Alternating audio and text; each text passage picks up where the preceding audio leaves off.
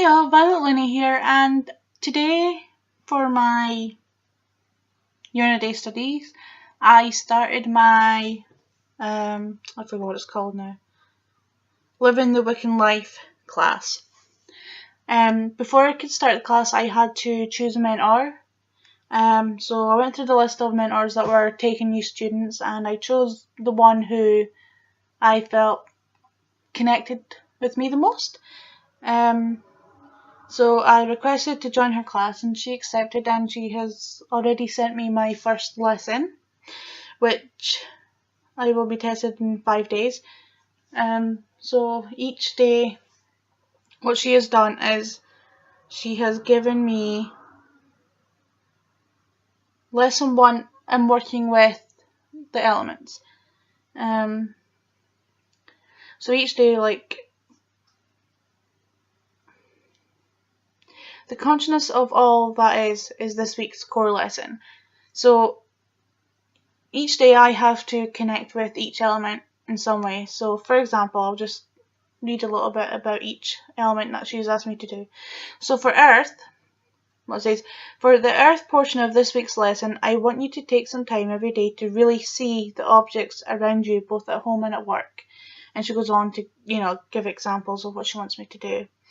And then for the Air portion of the lesson, she wants us to think about the things that she has said in earlier on in the lesson.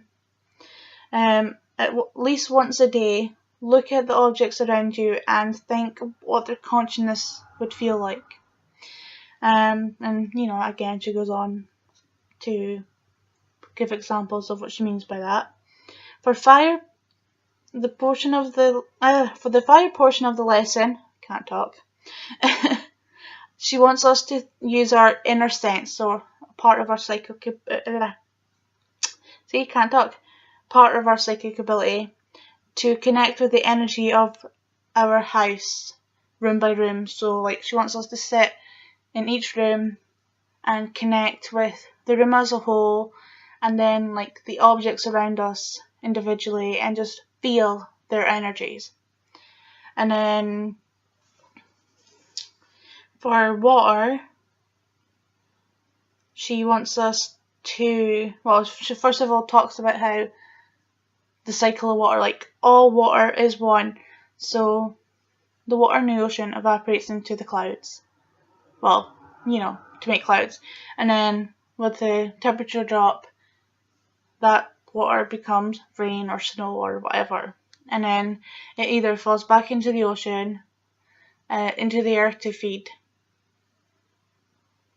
plants and stuff, or it falls into streams, it falls into rivers, which connects back into the ocean, and then it makes its way into our faucets. It comes out of our faucets.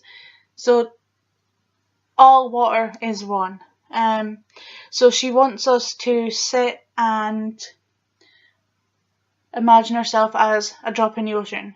And even though we are just one drop, because all water is one, we are the whole ocean. And she wants us to think about, as a drop, what it would feel like to go through that cycle of becoming from the ocean to being evaporated to becoming a cloud, how it feels to be so high and light, and then made into rain or snow or whatever, how it would feel to fall back down to earth and continue this cycle into a stream, which goes into a river, which goes back into the ocean, and whatever. She wants us to imagine ourselves and how it would feel to be a drop going through the cycle. And then for spirit, basically she wants us to do a daily devotional. She has asked us to get a white candle for a goddess. I'm pretty sure the colour doesn't matter because I have my candles I use anyway, so I'm just going to keep using them. But she's asked for a white candle for the goddess, gold, a gold, orange and red candle for the god. Sorry, white candle for goddess. Did I say that? I don't know. White for goddess, gold, red or orange for god. And what she wants is once a day, preferably in the morning, think about the goddess as best you understand her and ask her to help you grow in your understanding of her. Ask her to help you connect to her in a very real way. Then light the white candle and do the same for the god. Spend at least 5 minutes in their company and think about the miracle of being alive. And it says, my personal daily prayer to them is that they will keep me aware of the magic, the mystery, the joy, and the wonder of life. You can ask them for guidance, wisdom, and help for any situation you may experience during the day. When you are done, thank them for this time together and snuff out the candles. So, yeah, I will do that. I guess what I really want to take part in this class like fully, so I will do that instead of my own daily devotional that I usually do, just so you know I can truly say I took part in this and write exactly how it made me feel. I think it might actually help me maybe have a stronger connection with them. So I will do that every day instead of what I usually do, and that's all she's asking us to do for this week. So yeah, at the minute I don't actually have a journal to write in, so I'm going to, sorry, my phone notification there. I'm going to be quite detailed as possible in these videos so I can refer back to them once I have purchased a new journal and, you know, fill out the days and catch up with myself.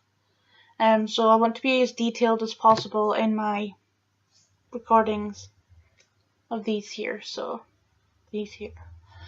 Either there's not really much to record today apart from the fact I started my class, but tomorrow it will be the day that I start, so which is awesome because it's Monday, so it's a fresh week. And so starting from tomorrow I will come on and keep a record of everything I done, like for this class here, how it made me feel and stuff like that, you know, what I thought about it and everything like that. And then, like I said, once I get myself a journal, which won't be until payday, but I'll purchase one in and I'll be able to refer back to these videos, as I said. So yeah, I'm actually quite looking forward to this, and at least it gives me something to do every day, because as I mentioned, I'm pretty sure I mentioned yesterday, one of the reasons I kind of stopped studying is because I kept kind of not knowing what to do. So this means I will always have something to do, so there'll be no excuses for not taking part in my studies every day. Also today I done my Book of Shadows class, so it was only one lesson because it was just, they were talking about, well, first of all there was a short lesson on how Book of Shadows came to be. Like, they originally were called grimoires. Gerald Garner wanted to change it from grimoire to Book of Shadows, and then Doreen Valentente, or what you pronounce her name, I'm sorry, I just butchered that name, told him that was actually taken from something, another book, something occult book. I cannot even remember the name of it now, not long read it as well. Anyway, and then I went on to tell you about how you can like make one if you want to make one from scratch, or you can purchase one pre-made. You can purchase one like blank pages or line pages. It can be something like a 3-ring binder, which a lot of people use because it's easy to add pages, remove pages, or, you know, if you need to change the like layout of it or whatever, you know. So in that respect, binder is a lot easier to work with, and a lot of people do use a binder for like their working Book of Shadows, and then they have another book of shadows, which is their final book of shadows, which they only put stuff in when they are 100% sure that, you know, it's not going to change. So, which I think sounds like a good idea. And also, it could be something as simple as like a book, like a school notebook thing. You can use anything you want as your book of shadows, as long as you know, use it for a book of shadows only, as long as you treat it like it was this big, extravagant book, you know, as long as you treat it with the love and respect a book of shadows deserves, and, you know, your book of shadows can be anything. There's no reason why you can't use something, really, you know. It was also talking about, well, they gave you a huge list of stuff that you could put in your book of shadows, and they could not stress enough that they are not saying you should put this stuff in. It's all just ideas for you. You know, if you want to put it in your book of shadows, then you put it in. If you don't, then don't put it in. Nobody can tell you what to put in your book of shadows, because it is 100% you. Nobody can have any influence over you on what goes in your book of shadows. They just make the list of things to give you an idea, and you can decide from there what you want to put in and what you want to leave out. And she gave you an example of a book lesson that if you choose, you can use it, or you can, you know, find your own. And she also said it is important to document where you get your findings from.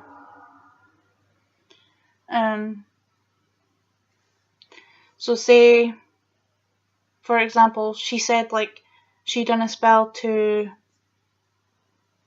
help find her mum's cat who went missing, and she took a few things from different places and put it all together in her own spell. And she made a note of where she took everything from, because like she said, Wiccans, witches, you know, we all help each other, we all give each other information and stuff, you know, but at the same time you've got to think, how would you like it if you came up with something, and fair enough you wanted to share it, but somebody didn't even give you the credit that you deserve for coming up with that, you know.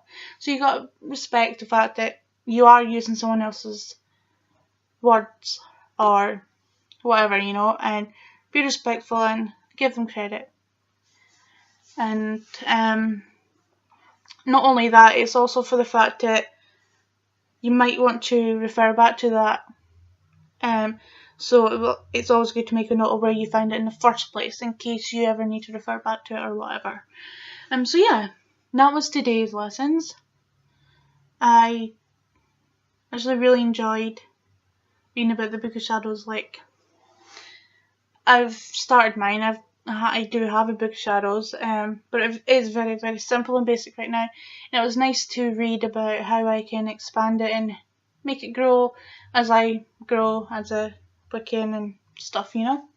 So yeah, all in all, a really enjoyable day of studying, and I look forward to starting my Earth, Fire, Air, and Water thing in Spirit tomorrow and for the next 5 days.